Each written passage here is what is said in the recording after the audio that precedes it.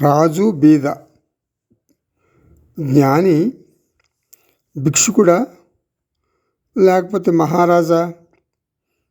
జ్ఞాని భిక్షుకుడు కావచ్చు లేదా మహారాజు కావచ్చు. అతనికి అతనే సాటి. అంటే అతను ఆశ్రమ సన్యాసి కావచ్చు, అతను చక్రవర్తి కావచ్చు. అతని హోదాలు ముఖ్యం కాదు. ఆత్మజ్ఞానం పొందావా లేదా అనేదే ముఖ్యం. అటువంటి జ్ఞానికి కోరికలు ఉండవు. అంటే బంధించే కోరికలు ఉండవు. బంధించే కోరికలను అశుద్ధ కామం అంటారు. అశుద్ధ కామ అంటారు శంకరాచార్య. బంధించని కోరికలు జ్ఞానికి ఎన్నైనా ఉండొచ్చు అంటుంది శాస్త్రం. అవి లోక సంగ్రహం కోసం ఉపయోగిస్తాడు జ్ఞాని.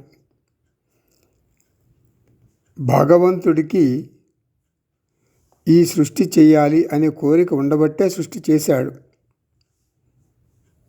కోరిక ఉండబట్టే భగవంతుడు అవతారం ఎత్తుతాడు.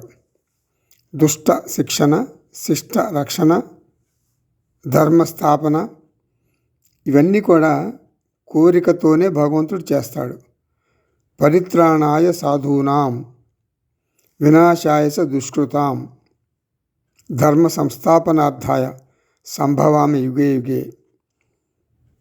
జ్ఞాని తన ఆఖరి శ్వాస వరకు సమాజ సేవ చేస్తూనే ఉంటాడు. లోకహితం కోసం చేసే కర్మలు ఫలించకపోయినా జ్ఞాని బాధపడ్డు.